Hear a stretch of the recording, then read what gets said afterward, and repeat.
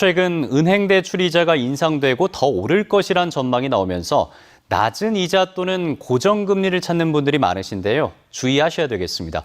저금리 전환대출을 해주겠다며 속여서 돈을 가로채는 전화 금융사기 피해가 잇따르고 있습니다. 부정석 기자가 보도합니다. 70대 여성이 20대 남성을 만나 휴대전화기를 건네며 서로 신분을 확인합니다. 잠시 뒤 전화기를 돌려받은 여성은 1,300만 원이 든 돈 봉투를 남성에게 건넵니다. 전화금융사기 현금 수거책인 이 남성은 전화금융사기 감시가 강화되면서 직접 현금을 수거한 겁니다. 이처럼 저금리 전환대출을 해주겠다고 속여 돈을 가로챈 전화금융사기 현금 수거책 2명이 경찰에 붙잡혔습니다. 이들은 2, 3%대의 고정금리 대출 전환 문자를 제2금융권 대출을 쓰는 사람들에게 보냈습니다. 지원 규모, 보증단체, 대출 한도 등을 작성해 실제 정부가 지원하는 것처럼 속였습니다. 전화가 와갖고요. 정부 지원금을 1.9%에 해주겠다 그러더라고요.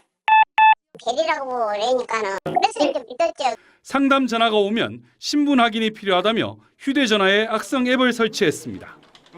그 후 기존 대출을 현금으로 상환하면 새로운 저리 대출을 해주겠다고 속였습니다.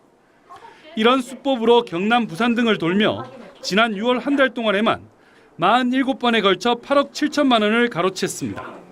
앱 때문에 그 보이스피싱 조직들의 콜센터로 전화가 연결되게 돼 있습니다. 금융기관 콜센터와 연락을 하는 것처럼 이제 그렇게 속을 수밖에 없는. 경찰은 현금 수거책 2명을 구속하는 한편 최근 고금리로 이런 전화금융 사기가 더 늘 것으로 보고 수사를 강화할 계획입니다.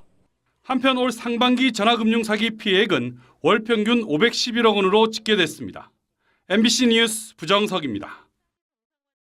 종이봉투에 거액의 현금을 들고 다니는 전화금융사기 현금 수거책만 골라 범행을 저지른 30대가 붙잡혔습니다. 자신을 경찰이라고 속이면서 돈을 들고 유유히 사라졌는데요. 이 남성 알고 보니까 과거에 현금 수거책으로 일했던 경험이 있었습니다. 구정석 기자가 취재했습니다. 경남 김해의 한 은행 자동화 기기. 40대 여성이 들어와 종이 가방에서 현금을 꺼내 어디론가 돈을 보내더니 휴대전화를 들여다보며 5분 동안 서너 차례 송금을 반복합니다. 잠시 뒤 여성 뒤로 한 남성이 다가가 얘기를 건네다가 갑자기 종이 가방과 휴대전화를 빼앗듯 가져갑니다. 여성은 조직에 돈을 송금하던 전화 사기단의 현금 수거책.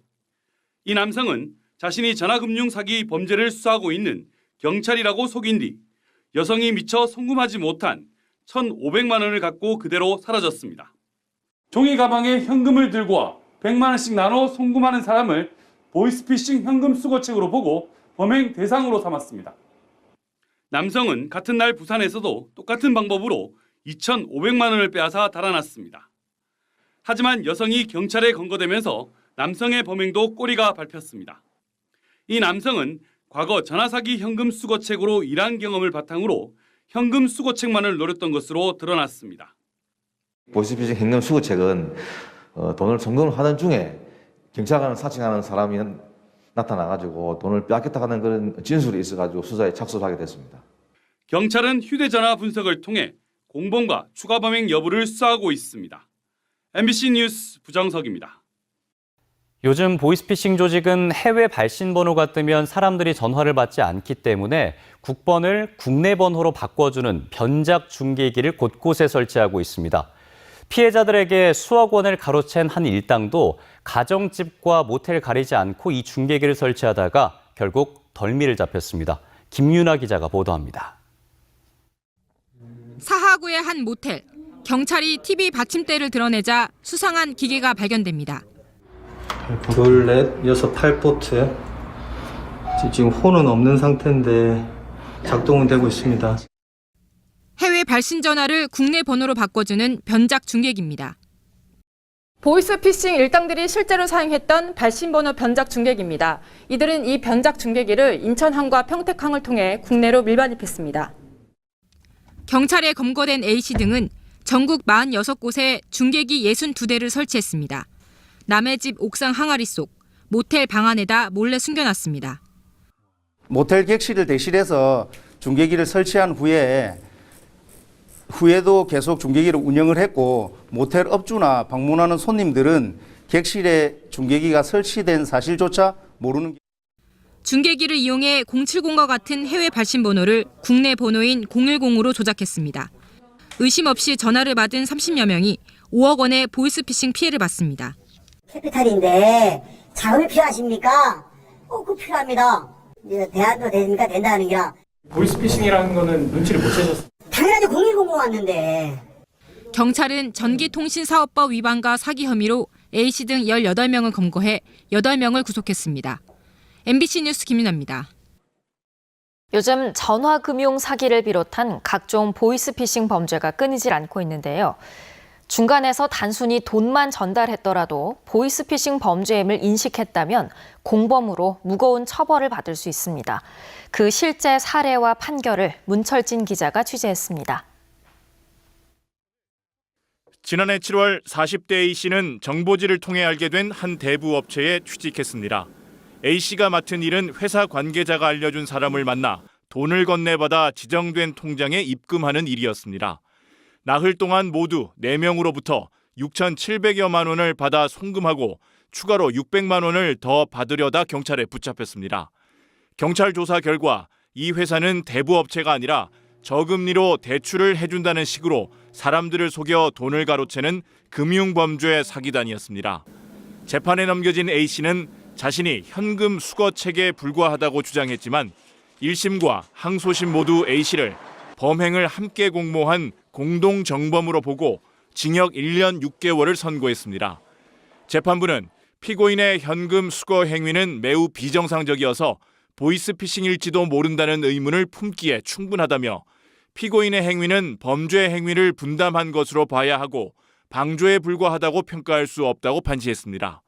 실제로 보이스피싱 조직은 A씨에게 수거할 돈의 액수를 정확하게 알려주지 않고 돈을 송금할 은행을 매번 다르게 알려주는 등 비정상적인 지시를 계속 내렸습니다. 보이스피싱 범행임을 인식하고 범죄 수익의 수거에 가담하는 경우에는 가담 정도에 따라 사기죄 공동정범 또는 방조범이 성립할 수 있습니다. 지난해 우리나라에서 발생한 전화금융 사기는 31,681건, 피해액은 7천억 원에 이릅니다.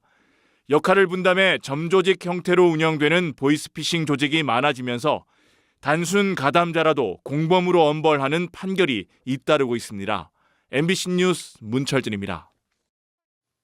이번에도 여러분의 제보 뉴스입니다.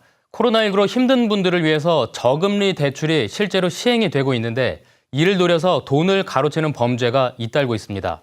저금리 대출을 해줄 수 있다는 은행 직원의 전화였고 제보자는 그런 직원이 있는지 확인까지 했는데 당한 겁니다.